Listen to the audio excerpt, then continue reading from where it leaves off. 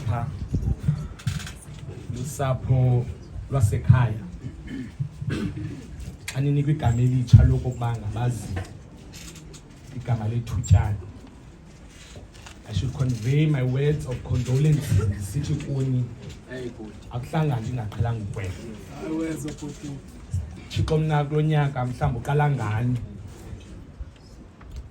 Thixo na kulo nyaka mhlawumbi uthi makaqala kubonwe kuni into yokubana le ndlela iyahambeka.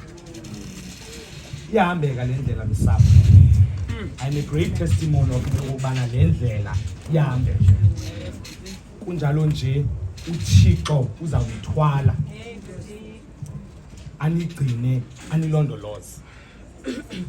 Usisi lo simxhomela le ngubo yanamhlanje. Every after the reading of the gospel klankonzo yasewisile abantu abazayohamba isociety bazawuyazi into yokubana umshumayeli or the person oqhuba inkonzo ngaloo mini emveni kwevangeli kule nkonzo okanye emveni kwentshumayelo uzawucela lonke ibandla lenze affirmation yokhoda.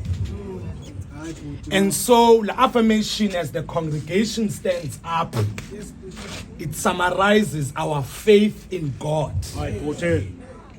Kundiyakholwa, out of all the many aspects the Nicene Creed ne Apostle Creed endiqondo okokuba esidibanisayo namhlanje into okokubana usisi namhlanje size ngaye lo namhlanje simxhomela le ngubo uye wathi esaphila ndiyakholwa ukubana lukho uxolelo lwezono.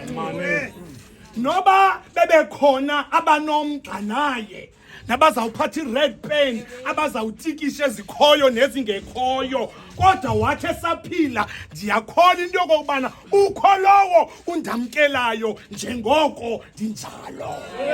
Othi ngoku ndigxwelekile zizinto zehlabathi, othi ngoku ndingxwelekile ngamatye lilizwe, ngamanye amaxesha ngamanxeba enziwa kwasithi, kodwa athi ndiyakholwa ukuba ukho lowo ungumxoleli wezizono. And so azawuthi xa egqitha ndiyakholwa into yokokubana lukho uvuko lwabafileyo.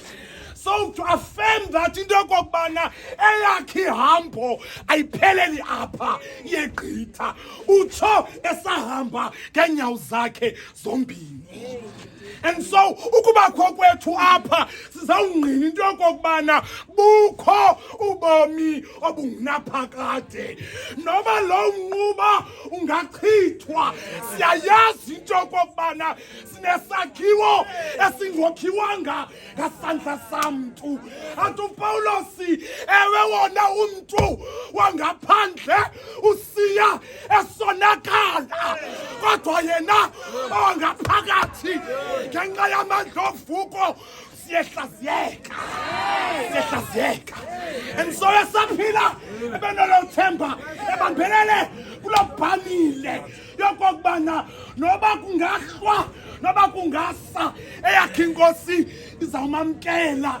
Wema uYohane xa ebuza kwabani nabaya basezantsi eBhotsera bethe wampu zingubo esimhlophe, aphendule intombi yasemetolweni athi ndim nemkhulu ukusindisa bendindedwa esixofulelweni. Kunjalo nje ndasinyasha ndingenamncedi, ndiyabheka akabikho mxhasi. Wema uYohane sithi enqina noDagmo ukuphumla bakuphiwe. Hlala bonwabile, inyembezi zosuliwe, uziphelile.